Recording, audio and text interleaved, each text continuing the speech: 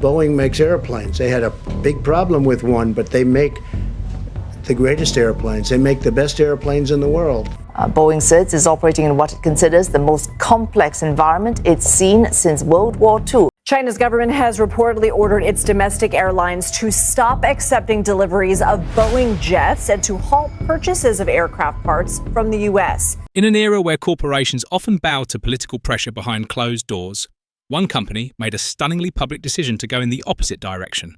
Boeing, an American icon synonymous with innovation, national defense, and the very idea of modern aviation, suddenly found itself at the center of a geopolitical firestorm. What began as a quiet, cost-saving maneuver soon escalated into a full-blown conflict with the highest office in the United States. And the ripple effects are still being felt across boardrooms, tarmacs, and international trade lanes around the world. In early 2025, Boeing announced a plan that, under ordinary circumstances, might have been viewed as a pragmatic adjustment to global economic conditions, the relocation of some of its assembly operations to Mexico. But these weren't ordinary times. With rising nationalist rhetoric, deepening U.S. China trade tensions, and the reemergence of aggressive tariff policies under President Donald Trump, even the most routine corporate strategies became political flashpoints. And this one? It was a spark to dry kindling. Before we dive in, if you're into clear, no-fluff breakdowns, hit like and subscribe. It helps more people find this, and we've got more deep dives coming your way. Let's get started. Within days of the relocation plan surfacing, President Trump issued a sharp rebuke, not in a formal press conference, but through the increasingly powerful tool of direct-to-public social media statements. Trump proposed a sweeping 200% import tariff on any Boeing aircraft produced outside US borders, threatening to cripple Boeing's ability to sell to its most critical domestic clients, American airlines, government contractors, and defense agencies. This wasn't just a war of words. It was a confrontation between political power and corporate independence. What followed was a cascading series of events: international retaliation, especially from China, halted aircraft deliveries, frozen inventory worth billions, and mounting uncertainty across the aerospace supply chain. Investors were shaken, suppliers were disrupted, and Boeing found itself standing at a crossroads between remaining a loyal symbol of American industry and evolving into a globally agile, politically defiant enterprise. But this story isn't just about tariffs, factories, or even airplanes. It's about how a single decision by one company can challenge the very structure of modern capitalism, where loyalty, sovereignty, and free market principles are constantly in conflict. In the chapters that follow, we'll unpack what happened during the infamous Trump-Ortberg phone call, how Boeing's CEO doubled down instead of retreating, and what this means for the future of global commerce in an increasingly divided world. The drama began, not with a press release or a news leak, but with a single phone call. On a quiet Sunday in early 2025, President Donald Trump reached out directly to Boeing's CEO, Kelly Ortberg. The details of their conversation remain mostly private, but sources close to both parties confirm that the exchange was intense and direct. The issue on the table: Boeing's newly revealed plan to shift a portion of its aircraft assembly operations to Mexico, a move that the company argued was necessary to reduce costs, improve supply chain resilience, and remain competitive on the global stage. For Trump, however, the decision crossed a red line. It was not just about economics, it was about optics, loyalty, and the symbolism of a flagship American company shifting jobs beyond the nation's borders. Within hours of the phone call, the administration floated a retaliatory policy. Any Boeing aircraft manufactured outside the United States would be subject to a 200% import tariff if sold to American buyers. In essence, Trump dared Boeing to go through with its move, knowing full well that such a tariff could effectively block Boeing from its own home market. The fallout was immediate. Stock markets reacted with volatility. Boeing's share price dipped as analysts began factoring in the potential loss of US orders. Logistics companies and suppliers tied to Boeing's domestic plants braced for disruption. And perhaps most significantly, rival aerospace companies, Airbus in Europe and Comac in China, began circling like vultures, positioning themselves as politically safer alternatives for global airline carriers. But the economic tremors weren't confined to Wall Street. In cities like Everett, Washington, and Wichita, Kansas, both longtime Boeing manufacturing hubs, the announcement cast a shadow over thousands of jobs. Union leaders demanded clarity. Local politicians called emergency meetings. Boeing employees, already shaken by past layoffs and scandals, now faced a fresh wave of uncertainty. Internationally, the backlash was even more dramatic. China, one of Boeing's largest customers and already engaged in a strained trade relationship with the US, announced that it would halt the delivery of any pending Boeing orders and impose a 125% tariff on American-made aircraft. This bold move effectively froze billions of dollars in pending transactions and left dozens of jets stranded on tarmacs, fully built but undeliverable. In just days, a strategic manufacturing adjustment had turned into an international incident. For Boeing, the challenge was no longer limited to cutting costs. The company now had to navigate a multi-front battle against political pressure, market uncertainty, and the risk of losing key international clients. Yet as the crisis deepened, the world expected Boeing's leadership to retreat, to reverse course, appease the White House, and put an end to the drama. What no one expected was what came next, a bold, public statement from Ortberg that would turn a tactical dispute into a symbolic showdown. And with that, Boeing's internal cost-cutting decision morphed into something far larger, a test of how far a corporation could go in asserting its autonomy against the demands of national politics. In a political climate where most CEOs opt for quiet diplomacy, Kelly Ortberg chose defiance. While corporate leaders usually craft neutral statements to appease both shareholders and government stakeholders, Ortberg instead stepped in front of the cameras and issued a declaration that stunned both allies and critics alike. Boeing, he said, would not reverse its plans to shift part of its manufacturing to Mexico. Ortberg's tone was clear and resolute. Boeing's global competitiveness could not be held hostage to political brinksmanship. "We are not abandoning America," he stated. "We are ensuring that Boeing survives and thrives in the decades ahead." This wasn't just about factories, it was about independence. Ortberg emphasized that the decision was grounded in long-term business fundamentals, cost efficiency, supply chain redundancy, and adaptability to global demand. And in doing so, he flipped the narrative.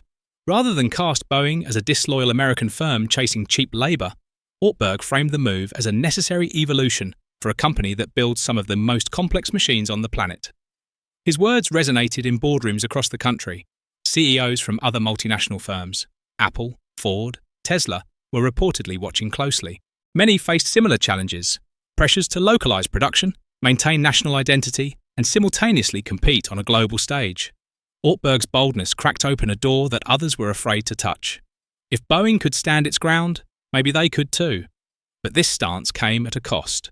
The Trump administration immediately doubled down, calling Boeing's move a betrayal of American workers.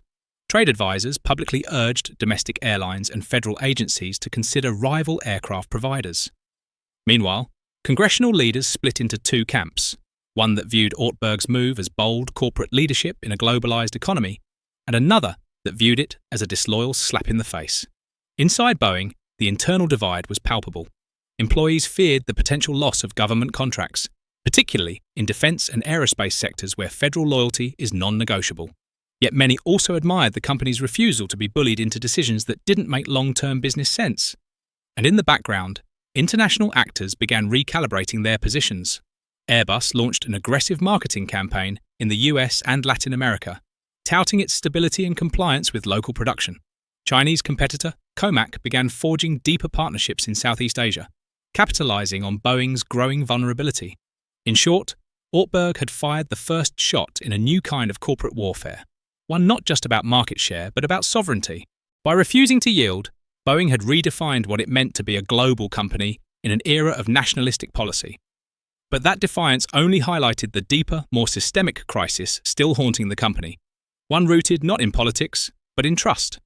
While political tensions surged in headlines, Boeing was still grappling with scars that ran much deeper than tariffs or tweets. The company's reputation had been steadily eroding long before its clash with the White House, and that erosion wasn't due to economics, but to tragedy. The 737 MAX crisis still loomed large. 2 devastating crashes, hundreds of lives lost, and a global grounding of one of Boeing's flagship aircraft shattered public trust. Investigations revealed internal memos, software oversights, and a culture more focused on speed to market than safety assurance. Though the MAX had been recertified for flight, the shadow of those disasters still hung heavy. Then came the 2024 a door panel detachment on a domestic flight that, while not resulting in casualties, reignited public anxiety and drew fierce criticism from aviation authorities. Passengers began to second-guess flying on Boeing aircraft. Regulators ramped up inspections. Airlines questioned delivery timelines and product consistency. For a company that once embodied engineering excellence, Boeing was now the face of corporate failure in crisis management. And the struggles weren't limited to commercial aviation. Boeing's ambitious Starliner program, its answer to SpaceX in the space race, was sputtering. Technical glitches, helium leaks, and a high-profile mission where NASA astronauts had to abandon a Boeing capsule in favor of a SpaceX Dragon brought public embarrassment and lost contracts. What was once seen as a cutting-edge space program had devolved into a costly, credibility-sapping liability. These internal challenges added urgency to every strategic move the company made. Ortberg knew that Boeing wasn't just navigating a political crisis, it was in a battle for its very soul. Investors didn't just want quarterly gains, they wanted assurances that Boeing's future was grounded in integrity and reliability. Airline executives weren't just shopping for jets, they were choosing partners they could trust for the next 20 years. To stabilize the company, Ortberg began implementing sweeping reforms. He greenlit third-party safety audits, initiated aggressive recruitment campaigns for senior engineering talent, and restructured the company's communications team to prioritize transparency. But progress was slow and skepticism was high. Meanwhile, competitors pounced. Airbus announced new investments in AI-powered aircraft diagnostics and positioned itself as the trust-first option in a turbulent industry. Comac expanded its mid-range aircraft lineup and won favour among rapidly growing Asian and African markets eager for reliable alternatives. In this climate, Boeing's next move would have to be more than damage control. It would have to be transformative. The company needed a strategy that could redirect global momentum, restore confidence, and de-risk its future. That strategy? A radical reorientation of its markets, away from the political volatility of the West and toward the booming, business-first economies of the global South. As the political climate in the United States grew more hostile and trade tensions with China escalated, Boeing quietly began executing a massive strategic pivot. Rather than fight tooth and nail to preserve its traditional markets, the company set its sights on new horizons, specifically Southeast Asia, Latin America, and South Asia. Ortberg's strategy was simple: diversify not just production, but customers. The logic was clear. The aviation industry was booming in emerging markets. Nations like Indonesia, Vietnam, and India were rapidly expanding their airports, scaling up domestic airlines, and investing in aviation infrastructure. With growing middle classes and surging travel demand, these countries represented the future of air travel. Boeing's pivot began with redirection. Aircraft, initially destined for Chinese and U.S. clients, now caught in political limbo, were reassigned to airlines in Latin America and Asia. Internal sales teams were restructured, strategic partnerships were forged, and most importantly, Boeing began offering generous support packages, local assembly investments, and long-term service guarantees to gain favour in cost-sensitive regions. What began as a cost-saving manufacturing adjustment has turned into one of the defining business stories of our time. Boeing's confrontation with the US government, its standoff with China, and its bold pivot to emerging markets reflect the deep and growing tensions between nationalism and globalization, sovereignty and strategy, loyalty and survival. In many ways, Boeing is no longer just an aircraft manufacturer. It is a test case for the future of global business. Can companies maintain international flexibility without being branded as unpatriotic? Can CEOs defy political pressure and still retain investor trust? And most importantly, can a firm recover its credibility after years of turbulence? Only time will tell. But one thing is already clear. The ground rules have changed. Businesses are no longer just economic engines, they are geopolitical players. And for Boeing, every flight, every deal, and every decision now carries more weight than ever before. As this saga unfolds, one truth remains. In the skies of global commerce, turbulence is the new normal, and only the most agile, resilient, and trusted players will have the wings to rise above it. Thanks for watching. If you found this useful, like the video and subscribe so you don't miss the next one. Drop a comment. I'd love to hear what you think.